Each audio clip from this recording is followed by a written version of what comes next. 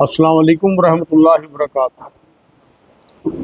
ترجمہ قرآن کے سلسلے میں آج آپ نے سورہ حجر کے آخری دو رکوع، 5واں اور 6واں رکوع سماعت فرمایا، آیت نمبر 61 سے لے کے آیت نمبر 99 تک۔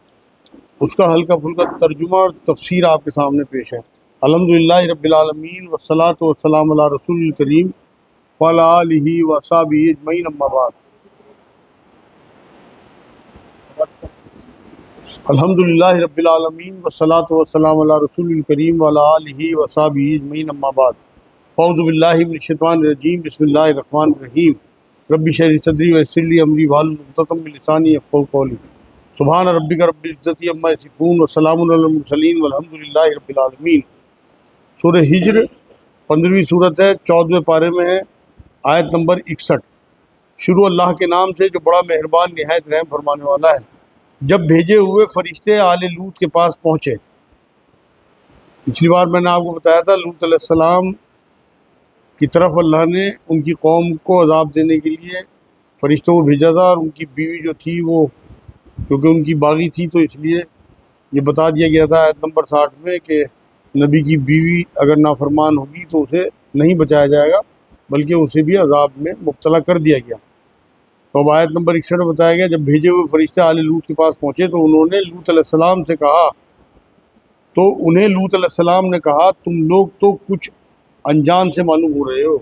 لوط علیہ السلام نے کہا کہ ہم نے تمہیں پہچانا نہیں، یہ جو فرشتے تھے یہ حسین لڑکوں کی شکل میں جو ہے آئے تھے، اجنبی لگ رہے تھے۔ ہلو، لوط علیہ السلام کے پاس جو فرشتے پہنچے تھے یہ حسین نوجوانوں کی شکل میں تھے، اس لیے اجنبی سے لگ رہے تھے۔ تب انہوں نے کہا کہ میں تمہیں پہچان نہیں پایا۔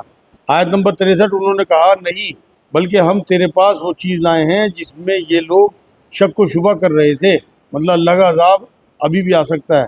ہم تیرے پاس عذاب لے کے آئے تیری قوم کے لیے۔ ہم تو تیرے پاس صریح حق لائے ہیں اور ہیں بھی بالکل سچے۔ مطلب اللہ کا حکم جو ہے جو حق کے ساتھ آتا ہے وہ لے کے آئے، اور بالکل سچا حکم ہے اللہ کا۔ اللہ سچا، اس کا حکم بھی سچا۔ کب کسے عذاب دینا ہے اللہ کو پتہ ہے۔ آیت نمبر 65 اب تو اپنے خاندان سمیت اس رات کے کسی حصے میں چل دے اور آپ ان کے پیچھے رہنا، اور خبردار تم میں سے کوئی پیچھے مڑ کر بھی نہ دیکھے، اور جہاں کا تمہیں حکم کیا جا رہا ہے وہاں چلے جانا۔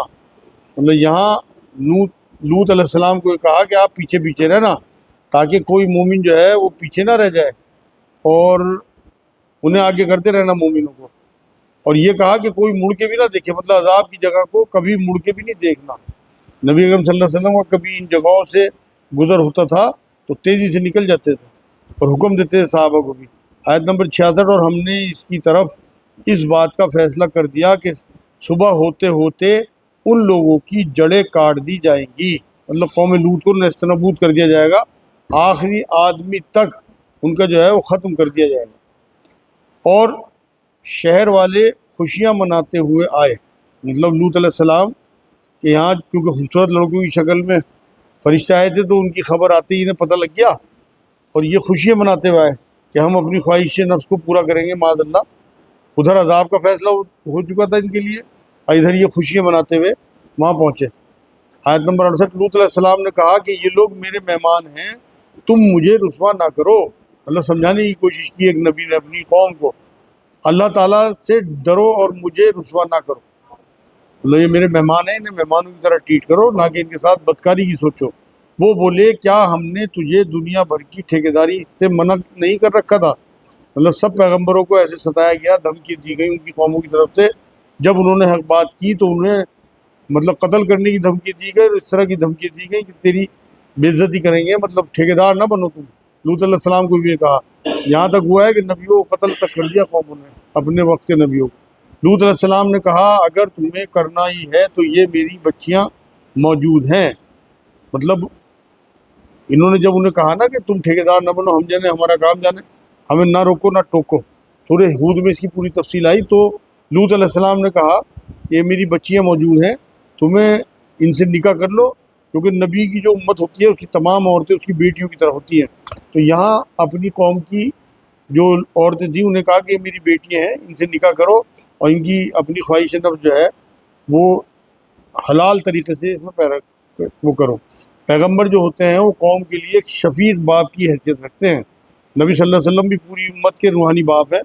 وہ اپنی روحانی اولاد کے لیے جو تعلیمات چھوڑ کے گئے وہ بہت مفید ہے ہمارے لیے قیامت تک کے لیے. جو نبی اکرم صلی اللہ علیہ وسلم کی احادیث ہیں یا ان کی تعلیمات ہیں ہمارے لیے، کیونکہ کوئی بھی باپ اپنی اولاد کا برا نہیں چاہ سکتا. اور نبی اکرم صلی اللہ علیہ وسلم کی جو ازواج مطہرات ہیں انہیں قرآن کہتا ہے ہمارے لیے کہ امت کی مائیں ہیں.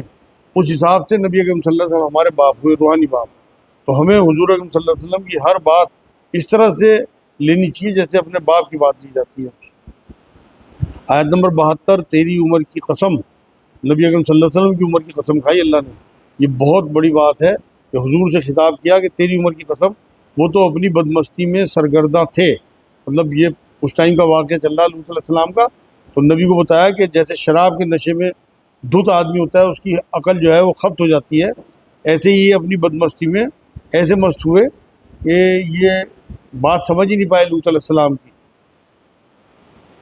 اور قسم کھا کے یہاں اعتماد بھی جتایا جاتا ہے کہ کائنات میں اپنے سب سے لاڈلے نبی کی قسم کھا کے اللہ نے مطلب ان کی اہمیت جتائی ہے. آیت نمبر 73، پس سورج نکلتے نکلتے انہیں ایک بڑے زور کی آواز نے پکڑ لیا. مطلب ایک بہت زبردست شور ہوا. اسی لیے شور جو ہے وہ پسندیدہ چیز نہیں ہے. قرآن میں جو تیز آواز سے بولتے ہیں بہت اونچی آواز والوں کو گدھے کی آواز سے تعبیر کیا گیا. یہاں کہا کہ صبح ہوتے ہوتے ایک تیز شور نے انہیں پکڑ لیا. مطلب سورج نکلتی ایک چیخ آئی. روایتوں میں ہے کہ یہ جبرائیل علیہ السلام کی چیخ تھی، جیسے کوئی زلزلہ ہو یا بڑا سا کوئی عذاب آنے کی شکل تھی. ایک بہت زبردست چیخ نکلی. بالآخر ہم نے اس شہر کو اوپر تلے کر دیا اور ان لوگوں پر کنکر والے پتھر برسائے. یہ 3 طریقے کے عذاب اللہ نے اس قوم پہ بھیجے. ایک تو پہلے چنگھاڑ جس سے یہ ختم ہوئے، اس کے بعد پھر زلزلہ، اس کے بعد پوری بستی کو آسمان تک لے گئے اللہ اور وہاں سے پٹکی دی الٹا کر کے، پھر اوپر سے پتھر برسائے. اوپر لے جا کے جو انہیں پٹکنی دی ہے شدید غصے کی علامت ہے. اس کے بعد پتھر کی بارش ہوئی ان کے. مطلب یہ ایسے کام میں ملوث تھے کہ اللہ رب العزت کو اتنا غصہ آیا ان کی اس کارکردگی کے کہ بے انتہا انہیں عجیب و غریب طریقے سے عذاب دیا. مخصوص پتھر تھے، جیسے اتراکھنڈ کے بڑے بڑے پتھر ہیں نا، اور آپ نے سنا ہوگا کہ اوپر سے گر جاتے ہیں. اس طرح سے پتھروں کی بارش ہوئی ہے. اور اللہ رب العزت نے کہا بلا شبہ بصیرت والوں کے لیے اس میں بہت سی نشانیاں ہیں. مطلب جو گہری نظر رکھتے ہیں اور غور و فکر کرنے والے ہیں، حقائق کی طرف پہنچنے کی کوشش کرنے والوں کے لیے اس میں عبرت ہے اور نشانیاں ہیں. تو جو لوگ اس دور میں اس کام میں ملوث ہیں، مرد مردوں کے ساتھ بدفعلی کرتے ہیں، وہ سمجھ لیں کہ اللہ کو بے انتہا غصہ آیا تھا اس فعل کو. آج تو لوگوں نے قانون بنا دیے ملکوں نے.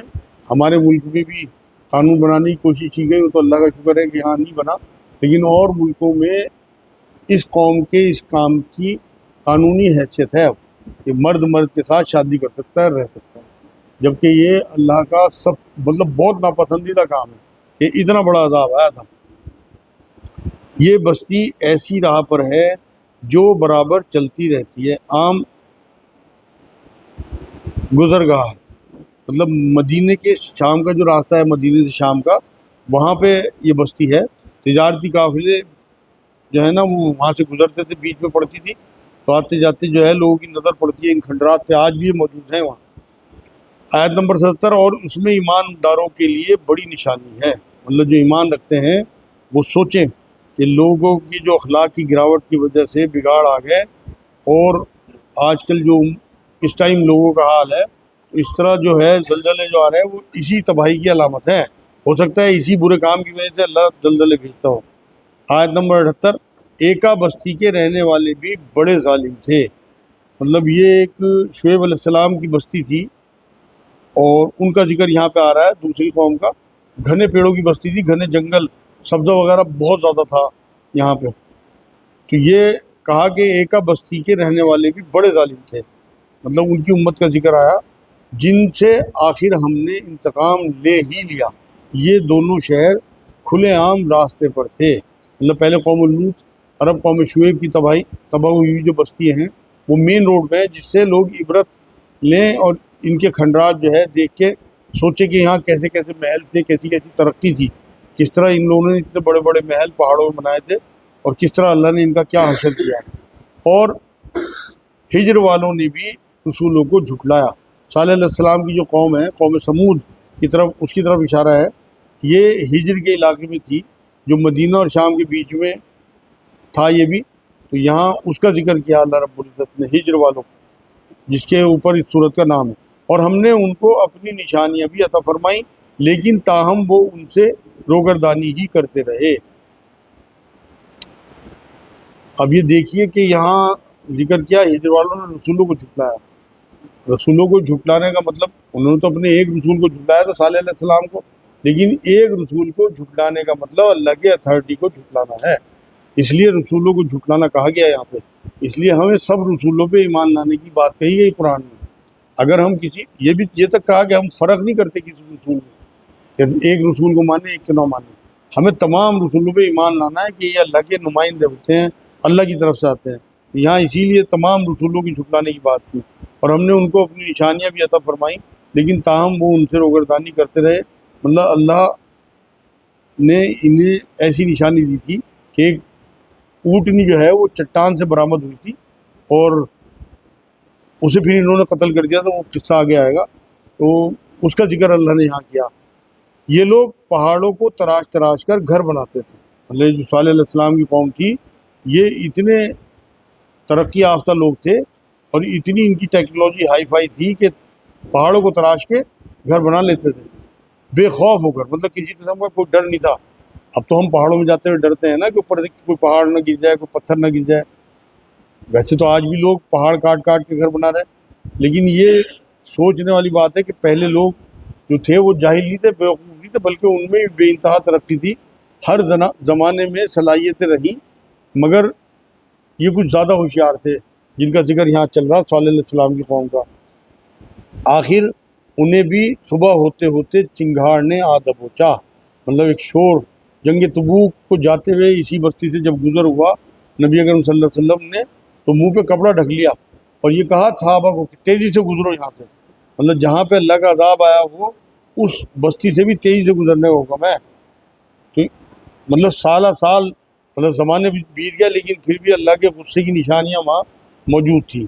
آخر انہیں بھی صبح ہوتے ہوتے چنگھاڑ نے آ دبوچا، بس ان کی کسی تدبیر عمل نے انہیں کوئی فائدہ نہ دیا۔ مطلب عذاب جو ہے وہ کسی بھی وقت آ سکتا ہے۔ یہاں صبح کا ذکر کیا، لوگ جو ہیں وہ سوتے رہ جاتے ہیں۔ 2001 میں جب گجرات میں زلزلہ آیا تو میں وہاں وزٹ کرنے گیا اپنے استاد محترم کے ساتھ، طارق عبداللہ صاحب، تو میں نے وہاں جو بستیاں دیکھی ہیں، آپ یقین کرو پورے شہر ختم تھے، اور لوگ سوتے کے سوتے رہ گئے۔ رات میں زلزلہ آیا اور اوپر کئی منزلی عمارتیں تھیں، وہاں کندھار تھا، برج تھا، بہت سارے شہر تھے، بالکل ختم ہو گئے تھے۔ انزار تھا ایک شہر، مطلب وہاں ایک بھی مکان نہیں بچا تھا، اتنا زبردست زلزلہ تھا۔ تو اسی کا ذکر ہے، میرے وہ منظر یاد آ گیا آج یہ پڑھ کے، کہ کسی بھی ٹائم صبح دبوچ لیا، اس نیند میں تھے، انہیں پتہ بھی نہیں لگا کہ ہماری موت آئی ہوئی ہے۔ تو اس لیے توبہ چلا کرتے رہے، رات کو جو چیزیں نبی اکرم صلی اللہ علیہ وسلم نے پڑھ کے سونے کا حکم دیا وہ پڑھ کے سویا کریں۔ اگر خدا نہ خواستہ رات میں موت آنی ہوئی تو آپ کم سے کم ایمان کی حالت میں آپ کی ڈیتھ ہوگی۔ یہاں اللہ رب العزت نے کہا کہ ان کا کوئی بھی تدبیر یا ان کا عمل جو ہے وہ مال و دولت ہو، طاقت ہو، صلاحیت ہو، کچھ بھی کام نہیں آیا۔ جیسے کرونا میں آدمی سب کچھ تھا لوگوں کے پاس، لیکن مجبور تھے، کیا حالات ہو گئے تھے، سارے بازار بند، اسپتالوں کا برا حال۔ اب تو ہم بھول گئے، کئی سال کی بات ہوگی، 3-4 سال کی، ورنہ اس ٹائم کی افراتفری آپ یاد کرو کہ ہمارا کوئی پیارا اگر بیمار ہو، میری سگے تائے کی بیٹی ایسی بیمار اور ہم مارے پھر رہے تھے اسے لے کے، لیکن اس کی ڈیتھ ہو گئی، کچھ بھی نہیں کر سکے، نہ پیسے کام آئے، نہ سلنڈر کام آئے، ہمارے جیسے ہمارے پاس سلنڈر تھے آکسیجن میں، کچھ بھی نہیں کام آیا۔ جب اللہ نے کسی کی موت لکھ دی ہو تو فکس ہے، بس اللہ کرے موت جو ہے وہ ایمان والی موت ہے۔ جو ہم دعا کرتے ہیں کہ ایمان والی زندگی، ایمان والی موت ملے، اس کی وجہ یہی ہے کہ مرتے ہوئے کلمہ نصیب ہو جائے تو کامیابی ہے۔ ہم نے آسمانوں اور زمین کو اور اس کے درمیان کی سب چیزوں کو حق کے ساتھ ہی پیدا کیا ہے، مطلب ہمیں بیکار نہیں بنائی، اللہ نے بامقصد پیدا کیا ہر چیز کو۔ اور قیامت ضرور آنے والی ہے، بس تو حسن و خوبی اچھائی سے درگزر کر لے۔ مطلب یہ کہا اللہ رب العزت نے یہاں پہ کہ ان کی باتوں پہ زیادہ دھیان نہیں دینا، اپنے آپ اللہ حساب لے لے گا ان سے۔ آپ کا جو حق ہے وہ پہنچانا ہے، منوانا نہیں ہے، آپ صرف بات پہنچانے والے ہیں۔ یہاں اللہ رب العزت نے کہا کہ درگزر کیا کرو ایسے لوگوں سے۔ قرآن میں اللہ نے سورہ فرقان میں بھی یہ بات کہی ہے کہ اگر تمہارا جاہلوں سے واسطہ پڑ جائے سلام کرو اور آگے بڑھ جاؤ۔ آیت نمبر 86، یقیناً تیرا پروردگار ہی پیدا کرنے والا اور جاننے والا ہے۔ اللہ کب کسے کیا دینا ہے اور کسے کیسی زندگی دینی ہے، کس کے لیے کیسی آزمائش کرنی ہے، صرف اللہ ہی جانتا ہے، کیونکہ اس نے ہی ہمیں پیدا کیا، وہی ہمارا کریٹر ہے۔ آپ کوئی چیز بنائیں، آپ کی کوئی تخلیق ہو تو آپ کی اس کی اونچ نیچ کمی پیشی سب پتہ ہوتی ہے۔ تو اللہ ہمارا کریٹر ہے، اسے پتہ ہے کہ ہمیں کس طرح کی زندگی یہاں دینی چاہیے، کس طرح وہ ہمیں آزمائے گا، کس طرح ہماری بخشش ہوگی۔ تو اس لیے یہ سمجھ لیں کہ جس نے ہمیں بنایا وہ ہمارے لیے بہتر سے بہترین ہی کرتا ہے، 70 ماؤں زیادہ محبت کرتا ہے۔ آیت نمبر 87، یقیناً ہم نے آپ کو 7 آیتیں دے رکھی ہیں کہ دہرائی جاتی ہیں، اور عظیم قرآن بھی دے رکھا ہے۔ یہ سورہ فاتحہ کا ذکر اللہ رب العزت نے کیا کہ سورہ فاتحہ اور قرآن دونوں عظیم ہیں۔ سورہ فاتحہ قرآن کا حصہ ہے، سورہ فاتحہ کو قرآن کہا اللہ رب العزت نے۔ یہاں نبی اکرم صلی اللہ علیہ وسلم نے حدیث میں یہی کہا ہے کہ توحید، رسالت اور آخرت کا بیان جو ہے وہ سورہ فاتحہ میں ہے۔ اس کے بہت سے نام ہیں، سورہ شفا بھی کہا جاتا ہے۔ تو یہاں اللہ رب العزت نے اس کا ذکر کر کے سورہ فاتحہ کا، اس کی اہمیت کا جو ہے وہ اندازہ ہمیں دیا ہے۔ 85% الفاظ جو ہیں جو ہم نماز میں پڑھتے ہیں وہ اللہ کی عظمت بیان کرنے والے جو ہیں، وہ اللہ سے تعلق بیان کرنے والے، وہ سورہ فاتحہ کے ہی ہوتے ہیں جو ہم دہراتے رہتے ہیں نمازوں میں۔ ویسے ان میں اکثر کو ہم اردو میں بھی سمجھتے ہیں۔ سورہ فاتحہ ایک ایسی ہمیں بار بار دہرانے والی صورتیں اور آیتیں ہیں، سورت کی آیتیں ہیں کہ ہمیں سب کو یاد ہوتی ہیں، اور ہمیں ایسا ہے جیسے ہم نے رٹ لی ہو۔ عبادت کی توفیق کی دعا اسی میں ہے، اللہ کی عظمت کا بیان، اللہ کا بندے سے تعلق کا بیان۔ روایتوں میں ہے سورہ فاتحہ کو 2 پارٹ اللہ نے بانٹ رکھا ہے، 2 پارٹ میں۔ وہ کہتا ہے کہ اس کا آدھا حصہ جو ہے یعنی 3.5 آیتیں میرے لیے ہیں اور 3.5 آیتیں میرے بندوں کے لیے ہیں۔ ان میں ہدایت کی دعا ہے، اس میں یہ قرآن کا بڑے جامع مقام ہے۔ یہ جو سورہ ہجر کی 87 نمبر آیت ہے، کیونکہ اس میں اللہ رب العزت نے 7 دہرانے والی آیتوں کا ذکر کیا۔ سورہ فاتحہ کو یہاں بار بار دہرائے جانے والی 7 آیتیں کہا، اور یہ بھی فرمایا کہ نماز کی ہر رکعت میں دعا کی شکل میں جو ہے اس عظیم صورت کو پڑھا جاتا ہے۔ اور یہ ایک بار نبی نے فرمایا حدیث میں بخاری کی کہ قرآن کی عظیم ترین صورت ہے۔ اور حدیث میں یہ بات بھی فرمائی ایک بار نبی اکرم صلی اللہ علیہ وسلم نے کہ 2 نور ایسے ہیں جو کسی اور کو عطا نہیں ہوئے، ایک سورہ فاتحہ اور ایک سورہ بقرہ کی آخری 2 آیتیں۔ ایک حدیث میں فرمایا کہ سورہ فاتحہ جو ہے وہ صلاۃ ہے، مطلب نماز ہے۔ ایک ایک آیت پہ اللہ کا جواب آتا ہے، جب ہم پہلی آیت پڑھتے ہیں اس میں اللہ کا جواب آتا ہے۔ یہ سورہ فاتحہ قرآن میں ترتیب کے حساب سے تو پہلی صورت ہے، لیکن نزول کے حساب سے 5ویں صورت ہے۔ نبی نے ایک حدیث میں فرمایا کہ قرآن کا جز ہے سورہ فاتحہ۔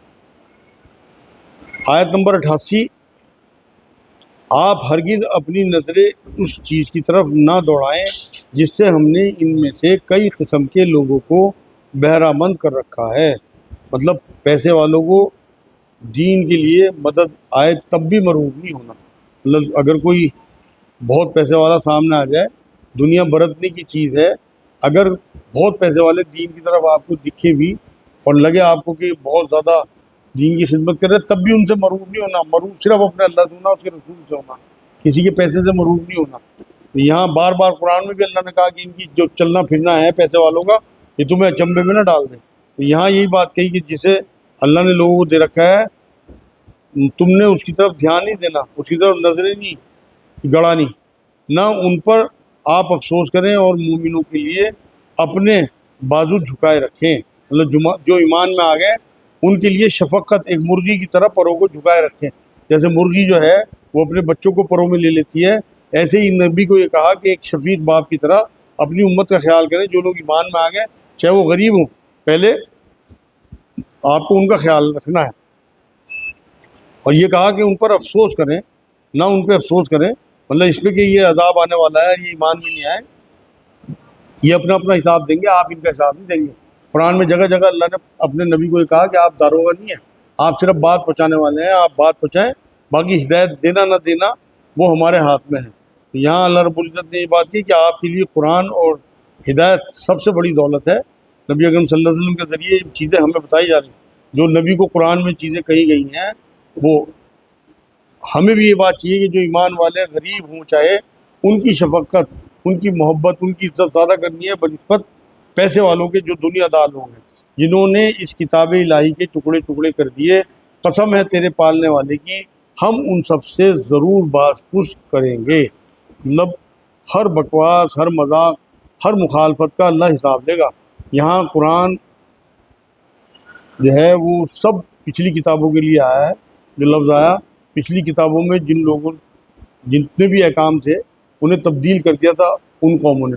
قرآن میں تو الحمدللہ کوئی تحریف نہیں ہو سکتی، کیونکہ قرآن کی حفاظت کا ذمہ اللہ رب العزت نے لیا ہے۔ سورہ ہجر کے شروع میں یہ بات آئی تھی کہ ہم نے اسے نازل کیا، ہم ہی اس کی حفاظت کرنے والے ہیں، تو اس میں تو کوئی تحریف نہیں ہو سکتی۔ اب بھی کوشش کرتے ہیں لوگ، لیکن اللہ رب العزت نے لاکھوں کی تعداد میں اس طرح پوری دنیا میں حافظ پھیلا رکھے ہیں کہ اگر ذرا سی بھی تحریف ہوگی تو پکڑی جائے گی۔ لیکن پچھلی جو کتابیں تھیں اس میں جو احکام تھے انہیں تبدیل کر دیا گیا، کچھ حق رہا، کچھ باطل اس میں ملا دیا گیا۔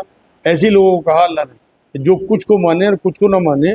مشرکین مکہ جو ہیں ان کو بھی یہی کہا جاتا کہ کوئی کہانی قصوں کی کتاب کہتا ہے جیسے قرآن کو، کوئی کہتا نبی نے خود گڑھ لیا۔ یہ سب ٹکڑے ٹکڑے کرنے والے لوگ ہیں کہ جو کتابوں کے ٹکڑے ٹکڑے کرنے۔ آیت نمبر 93، ہر اس چیز کی جو وہ کرتے تھے، مطلب جو انہوں نے حرکتیں کی ہیں ان کو اللہ ضرور باز پرس کرے گا ان سے۔ آیت نمبر 94، بس آپ اس حکم کو جو آپ کو کہا جا رہا ہے کھول کر سنا دیجئے اور مشرکوں سے منہ پھیر لیجئے۔ مطلب اس وحی کے آنے کے بعد نبی اکرم صلی اللہ علیہ وسلم نے اعلان یا دعوت دینی شروع کر دی تھی۔ مطلب یہ کہا کہ اب جو آپ خاموش تبلیغ کر رہے تھے اسے چھوڑیں اور مشرکوں کو کھلم کھلا جو ہے وہ بتا دیں، بات پہنچا دیں۔ ان کی مخالفت جو ہے اس کی پرواہ نہیں کرنی ہے، اللہ آپ کے ساتھ ہے۔ واضح طور پہ اللہ نے جب اس آیت میں یہ بات بتائی تو نبی اکرم صلی اللہ علیہ وسلم نے پھر کھلم کھلا لوگوں کو دین کی دعوت دینا شروع کر دیا تھا۔ یہ جرت اور عام اعلان جو ہے، جو پہلے تبلیغ چھپ کے ہوتی تھی، اس کے بعد پھر لوگوں میں جرت آ گئی اور نبوت کا جو ظہور ہوا تمام لوگوں پہ، کھل کے نبی اکرم صلی اللہ علیہ وسلم کا صفا پہاڑ پہ کھڑے ہو کے اور پھر اعلان کیا کہ اللہ کا دین جو ہے وہ یہ ہے۔ پہلے تو پوچھا پورا واقعہ ہے کہ پیچھے سے اگر لشکر کوئی آئے، میں تمہیں بتاؤں، تمہیں میرا یقین ہے نہیں ہے، وہ جب ہی کا واقعہ ہے جب یہ آیت آ گئی۔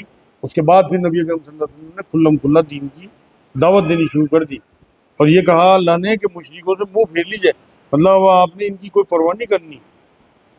تب حضور اکرم صلی اللہ علیہ وسلم نے یہ صفا پہاڑ پہ کھڑے ہو کے صبح کے وقت اعلان کیا، اور طریقہ جو ہے وہ اس وقت کا جو تھا وہ یہ تھا کہ وہ لوگ ننگے ہو کے اپنے کپڑے جو ہے وہ لہرا کے اس طرح ہوا میں لوگ اکٹھا کرتے تھے۔ بس حضور اکرم صلی اللہ علیہ وسلم برہنہ نہیں ہوئے معاذ اللہ، اپنے کپڑوں میں رہے، لیکن جو کمیونیکیشن کا طریقہ تھا اس وقت کا، ٹیکنالوجی کا، اس کا فائدہ اٹھایا۔ تو اس لیے ٹیکنالوجی کا ہر دور کی فائدہ اٹھانا نبی کی سنت ہے۔ یہاں اللہ رب العزت نے جب حکم دیا تو پھر اس کے بعد دین پھیلنا شروع ہو گیا۔ آپ سے جو لوگ مسخرہ پن کرتے ہیں ان کی سزا کے لیے ہم کافی ہیں۔ اللہ آپ اپنا دعوت و تبلیغ کا کام جاری رکھیں، ان سے ہم نمٹ لیں گے۔ آج کے دائی حضرات بھی یہی سوچیں کہ جیسے ابو لہب وغیرہ تھے، یہ نبی اکرم صلی اللہ علیہ وسلم کو بہت زیادہ تکلیف پہنچاتے تھے، تو نبی کے ذریعے ہم دائی حضرات جو ہیں انہیں یہ بتایا جا رہا کہ آپ ان کے مسخرہ پن کی پرواہ نہیں کرنی، بلکہ آپ استقامت کے ساتھ جو ہے وہ ڈٹے رہیں اپنے کام میں۔ تو اللہ خود جو ہے نصرت کر رہا ہے اپنے نبی کی کہ میں کافی ہوں آپ کے لیے۔ آیت نمبر 96، جو اللہ کے ساتھ دوسرے معبود مقرر کرتے ہیں انہیں عنقریب معلوم ہو جائے گا۔ مطلب شرک جو ہے، سرکشی، اس کا انجام طے شدہ مدت پہ یہ لوگ دیکھ لیں گے۔ وہ یہ اللہ نے کہا انہیں جلدی معلوم ہو جائے گا کہ یہ کیا کر رہے تھے۔ ہمیں خوب علم ہے کہ ان کی باتوں سے آپ کا دل تنگ ہوتا ہے۔ یہ ایک اللہ رب العزت کی طرف سے اپنے نبی کا لاڈ ہے کہ مجھے معلوم ہے کہ ان کی باتوں سے آپ کا دل کھنچتا ہے، صدمہ ہوتا ہے، جو ہے افسوس ہوتا ہے، آپ کو غم ہوتا ہے۔ تو یہ نظر کرم رسول کی طرف اللہ نے کی، اس تکلیف پہ جو ہے تسلی دی کہ آپ परवाह ना करें और इनकी इन तकलीफ़ों को कबूल करें। आप अपना हौसला ना खोएं, हम आपके साथ हैं। आप अपने परवरदिगार की तस्बीह और हम बयान करते रहें और सजदे करने वालों में शामिल हो जाएं।